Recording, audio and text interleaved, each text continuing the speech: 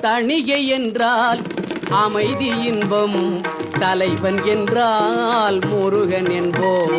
தணிகை என்றால் அமைதி இன்பம், தலைவன் என்றால் முருகன் என்போம். மணிவேலன் குமரன் அழகன், மனமேவும் இறைவன் துணைவன்.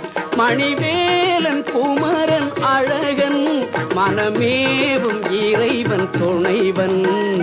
தணிகை என்றால் அமைதி இன்பம், தலைவன் என்றால் முருகன் என்போம்.